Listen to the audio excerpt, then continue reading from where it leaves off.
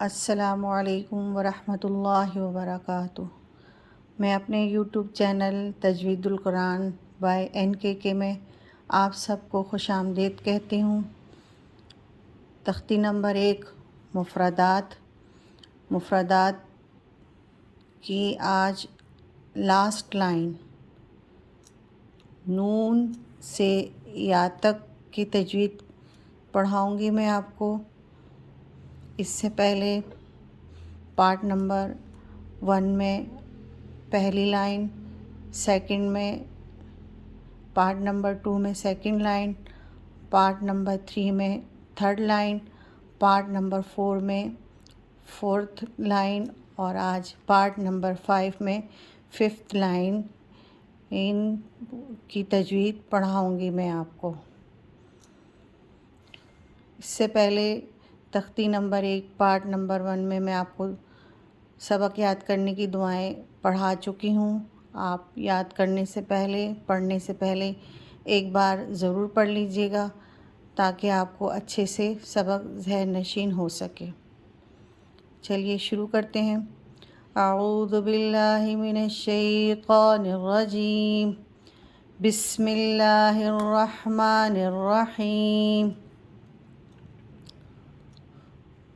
نون نون نون کے برابر میں مد دیا گیا ہے تو نون کو ہم کھینچ کر پڑھیں گے۔ نون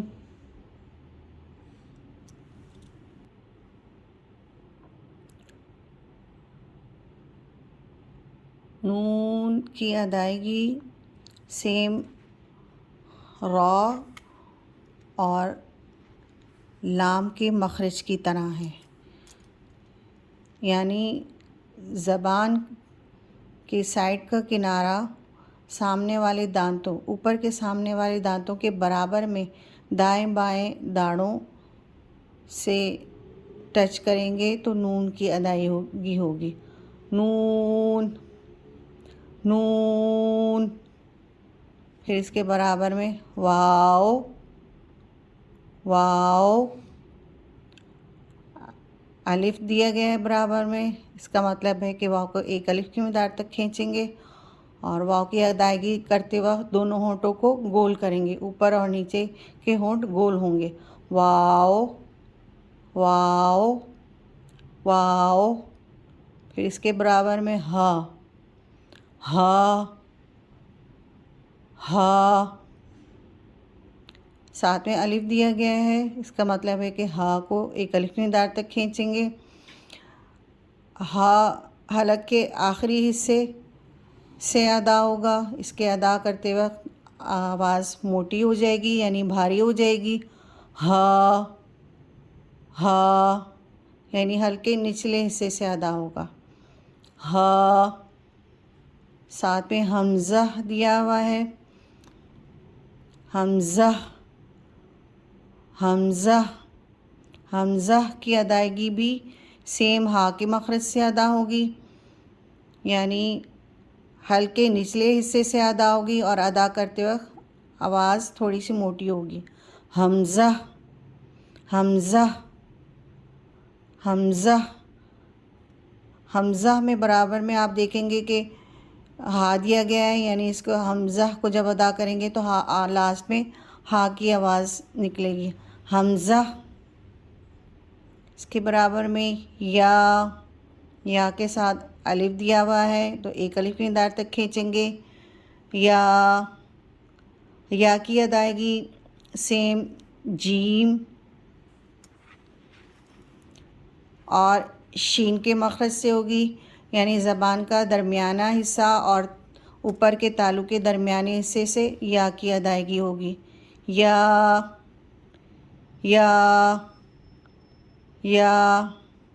سیم یہ بھی یا ہی کہلائے گی اور اس کا بھی یہی مخرج ہے، صرف لکھنے میں ڈفرینٹ ہے لیکن ادائیگی دونوں کی سیم ہے۔ یا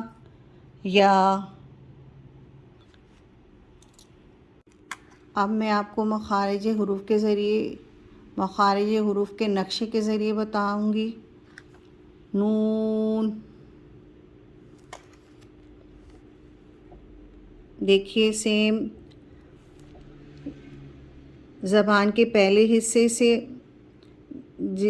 جس میں لام اور را کا مخرج ہے، سیم اسی حصے سے نون کی ادائیگی ہوگی. نون کی ادائیگی سامنے کے دو دانت، اس کے برابر میں جو یہ داڑیں ہیں دائیں اور بائیں، ان داڑوں سے زبان کا یہ کنارہ ٹچ ہوگا. نون نون. نون کی ادائیگی کرتے وقت ناک میں آواز نہیں جانی چاہیے. نون نون. اس کے بعد واو کا مخرج ہے. واو ہونٹوں کے گول کرنے سے ادا ہوتا ہے. جب ہم اوپر والے ہونٹ اور نیچے والے ہونٹ گول کریں گے تو تب ادا ہوگا واو واو واو. یعنی ہونٹ اوپر اور نیچے کے گول ہوں گے تو واو کی ادائیگی ہوگی.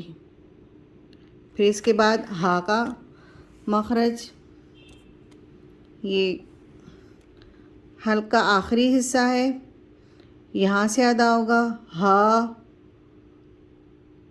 ہا کی ادائیگی سینے کی جانب ہوگی، سینے کی جانب سے ہا کی ادائیگی ہوگی اور آواز میں تھوڑا سا بھاری پن آئے گا. ہا ہا. یعنی ہا کو ادا کرتے وقت زبان دانت کسی چیز سے ٹچ نہیں ہوں گے، سینے کی جانب سے آواز آئے گی ہا. برابر میں حمزہ کا مخرج بھی سینے کی جانب سے ادائیگی ہے، اور حمزہ جب پڑھیں گے تو آخر میں ہا کی آواز آئے گی حمزہ حمزہ. اس کے بعد یا کی ادائیگی ہے. یا کی ادائیگی سیم زبان کے درمیانے حصے سے ہوگی، جس طرح شین اور جیم کی ادائیگی ہوئی تھی. اوپر کا تالو درمیانہ حصہ اور زبان کا درمیانے حصے کے دونوں کے ملانے سے یا کی ادائیگی ہوگی یا یا یا. اس کے بعد آپ یہ دیکھ سکتے ہیں کہ سب سے آخر میں منہ کا خلا ہے، جس سے الف کی ادائیگی ہے، واو کی ادائیگی ہے اور یا کی ادائیگی ہے. ان تینوں کی ادائیگی جب وقف کے صورت میں ہو، یعنی الف مدہ ہو، جب مد کے الف کے اوپر مد دیا گیا ہو جا جیسے، تب اس میں منہ کے خلا سے ادائیگی ہوگی مد میں کھینچنے کی صورت میں. اسی طرح جب واو مدہ ہو یا مدہ آئے تو تب یہاں سے منہ کے خلا سے ادائیگی ہوگی، ان کی مد کی صورت میں ہوگی.